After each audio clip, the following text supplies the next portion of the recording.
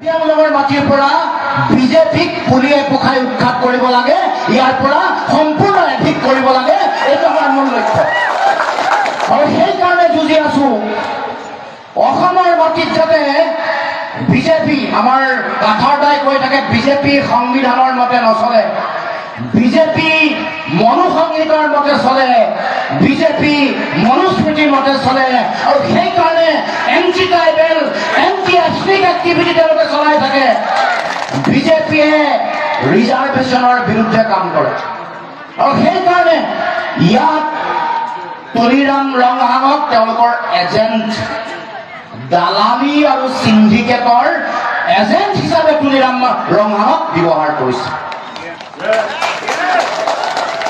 গতিকে এতিয়া আমাৰ কাম অকল হিমন্ত আৰু তুলিৰামৰ মাজত থকা ৰছীডাল কাটি দিয়াই নহয়, আমাৰ কাম হ'ব হিমন্তই ব্যৱহাৰ কৰা যিখন এটিএম, সেই এটিএমখনকো আমি কাটি দিব লাগিব।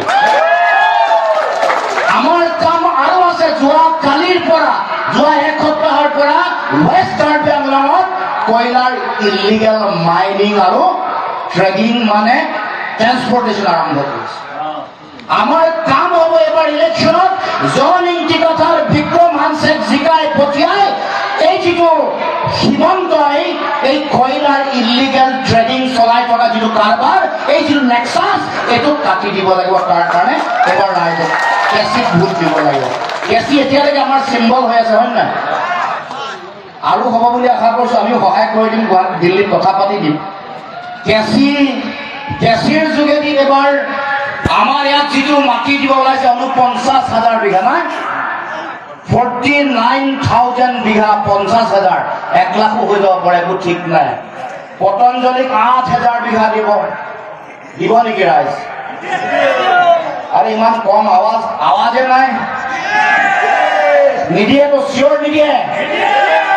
তাৰ কাৰণে ফাইট কৰিব লাগিব, তাৰ কাৰণে কেঁচিত ভোট দিব লাগিব, তাৰ কাৰণে কাঠাৰদাক দিছপুৰলৈ পঠাব লাগিব। আৰু গডৰেজক 7,000 বিঘা হিমন্ত দিবলৈ প্লেনিং কৰিছে, 7,000 বিঘাছ অফ লেণ্ড। আৰু কম্প্ৰেছ বায়'গেছ প্ৰজেক্টৰ নামত 3,000 বিঘা, 3,000 বিঘা, 12,000 না, ভুল হলে কৈ দিব মাটি। আৰু 18,000 দিব চলাৰ প্ৰজেক্ট, সৌৰ প্ৰকল্প, আৰু পাম খেতিৰ কাৰণে 13,000 বিঘা, চব কুল মিলাই 49,000 বিঘা মই পাইছো। আৰু 1,000 যোগ দি দিছো, 50,000 হৈ গ'ল। 50,000 বিঘা মাটি আম্বানী, আদানী, গডৰেজ, ৰামদেৱক হিমন্তই দিম বুলি কৰা যিটো পৰিকল্পনা, এই পৰিকল্পনাক যদি কাটি দিব লাগে, এই কেঁচিৰে কাটিব লাগিব, কাঠাৰদা আৰু বিক্ৰম হানছে কাটিব লাগিব। বিক্ৰম হানছে আৰু কাঠাৰদাই, জন ইণ্টি কাঠাৰদাই কাৰ্বি আংলঙৰ মানুহৰ অধিকাৰ আজৰি আনিবৰ কাৰণে দিছপুৰলৈ যাব। 200 কোটি টকীয়া ঘৰ বনাবলৈ নাযায়, 200 কোটি টকা ঘৰ বনাবলৈ নাযায়। কাঠাৰ ডাঙৰীয়া বিক্ৰম হানছে যাব ইয়াত থকা খিলঞ্জীয়া মানুহৰ অধিকাৰ সুৰক্ষিত কৰিবৰ কাৰণে। অখিল লাই যিটো কথা কৈছে, প্ৰাথমিকতা প্ৰায়ৰিটি পাব লাগিব কাৰ্বি মানুহে, আৰু বাকী এথনিক গ্ৰুপবোৰো চিন্তা কৰিব লগা নাই, তেওঁলোকে ভয় খাব লগা নাই। ইয়াত মোক কৈছে বিক্ৰম হানছে ডাঙৰীয়াই কৈছে যে ইয়াৰ ওচৰে পাজৰে ইণ্ডিজিনিয়াছ মানুহ যিবোৰ আহিছে, বিফৰ 51 চনৰ আগতে ইয়ালৈ আহিছে, বহুত স্কুলৰ শিক্ষক আছে, বহুত মানুহ আছে, আৰু চব একেলগে সকলোৱে কাৰ্বি আংলঙৰ ভালৰ কাৰণে কাম কৰি আছে। গতিকে তেওঁলোকৰ কাৰণেও কাম কৰিব। আৰু মূল কাম আমাৰ সকলোৱে যিটো দায়িত্ব, যিটো ইতিমধ্যে কৈছে যে আমাৰ অসমৰ ভূমিপুত্ৰ, আমাৰ প্ৰথম অসমীয়া বুলি যাক কয়, কাৰ্বিসকলক কয়। গতিকে সেই কাৰ্বিসকলৰ ভৱিষ্যত যাতে ভাল হয়, কোনোবা ইয়াৰ ষ্টুডেণ্টে অক্সফৰ্ড যাব, দিল্লী ইউনিভাৰ্চিটি যাব, কেম্ব্ৰিজ যাব, হাৰ্ভাৰ্ড যাব, ডাঙৰ কথা নহয়। কিন্তু এই কাঠাৰদাৰ পাহাৰৰ ওপৰত থকা ৰাইজে তাৰ প্ৰাথমিক বিদ্যালয়ত যে পঢ়িব পাৰিব লাগে, সেইটো আমি প্ৰথম এনচিঅ'ৰ কৰিব লাগিব, সেইটো আমি এনচিঅ'ৰ কৰিব লাগিব। পাহাৰত থকা গাঁৱে গাঁৱে থকা মানুহৰ ঘৰ, মাটিৰ ঘৰ, নহয় কাঠাৰটা 60%ৰ ওপৰত 80%ৰ ওপৰত মাটিৰ ঘৰ 90%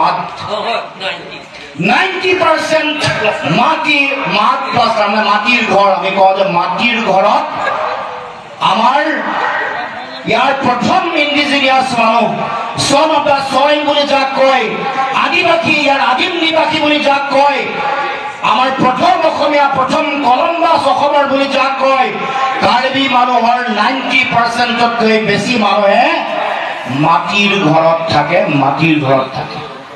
গতিকে সেই 90%তকৈ বেছি যিসকল মানুহ মাটিৰ ঘৰত আছে তেওঁলোকক পকাৰ ঘৰ দিয়াৰ দায়িত্ব আমাৰ কাঠাৰ ডাঙৰীয়া APHLCৰ আমাৰ দায়িত্ব থাকিব তাৰ কাৰণে ৰাজনীতি কৰিব লাগিছে 1000 কোটি টকা দিল্লীৰ পৰা দিয়ে দিছপুৰৰ পৰা দিয়ে পইচা ৰাতাৰাতি গায়ব হৈ যায় পিচি চৰকাৰ জানো নিচিনা গায়ব হৈ যায় হয় না পইচা যদি খৰচা হল হলে ভালকে আমাৰ স্কুল থাকিলে হলে আমাৰ হস্পিটাল থাকিলে হলে আমাৰ ইণ্ডাষ্ট্ৰী হল হলে আৰু আমাৰ যিমানবোৰ ডেকা ল'ৰা ছোৱালী আছে কাৰ্বি যিসকল হাইলি এডুকেটেড যিসকল কোৱালিফাইড তেওঁলোক বেংগলোৰ যাব নালাগে চেন্নাই যাব নালাগে ইয়াত কাৰ্বি আংলঙত চাকৰি পাই থাকিলে হলে গতিকে আমাৰ দায়িত্ব হ'ব আমাৰ অল পাৰ্টি হিলছ লিডাৰ কনফাৰেন্সৰ যিমান নেতা আছে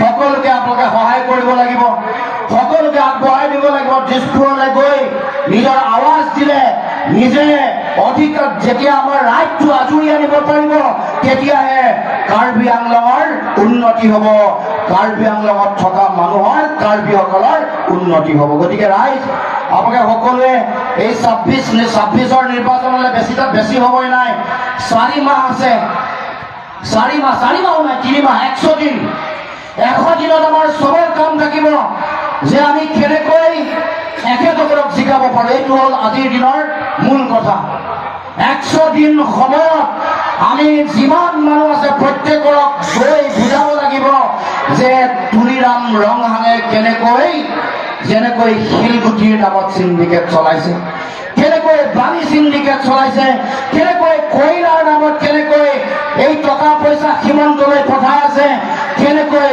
200 কোটি টকাৰ ঘৰ বনাই নিজে ভালকে আছে নিজে ধনী হৈছে আৰু সাধাৰণ মানুহ দুখীয়া হৈ মাটিৰ ঘৰত থাকিব লগা হৈছে ইলেক্ট্ৰিচিটি নাই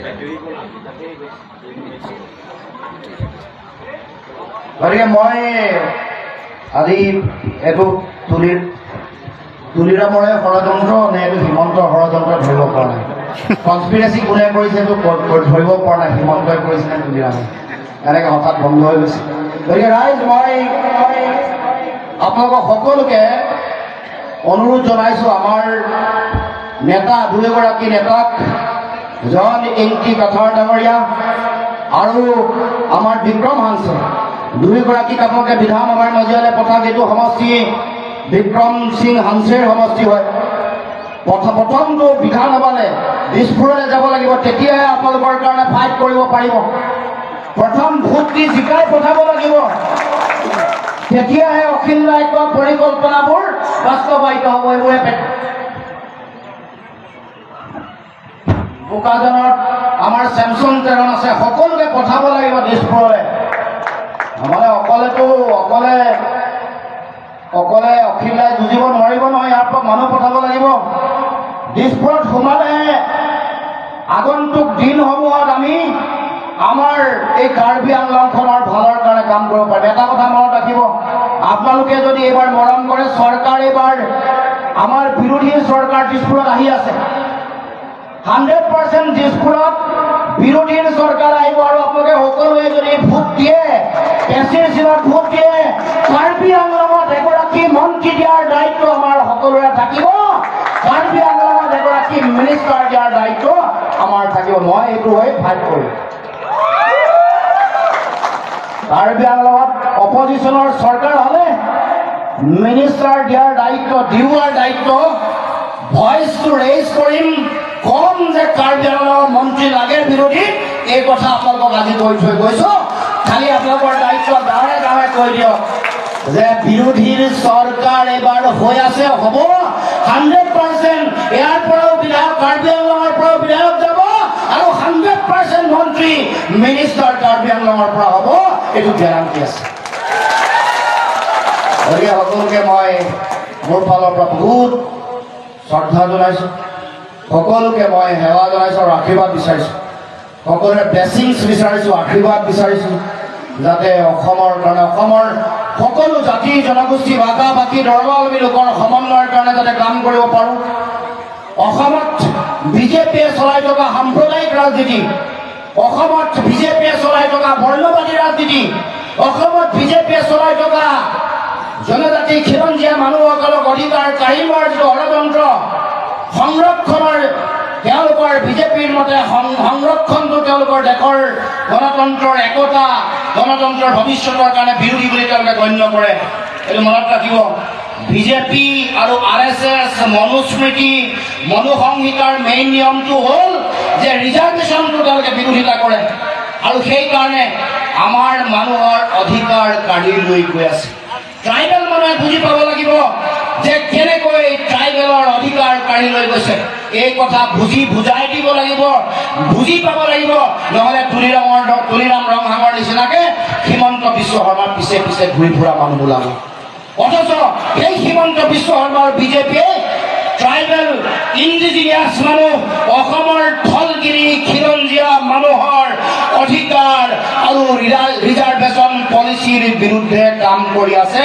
দেখুৱাই থাকে সন্মুখত সংবিধান, কিন্তু কাম কৰে দাদাই ক'বৰ দৰে মনুসংহিতাৰ মতে। গতিকে সকলোকে পুনৰবাৰ শ্ৰদ্ধা জনাই মই বক্তব্য সামৰিছোঁ। ধন্যবাদ। জয় অসম, কাৰ্ডম।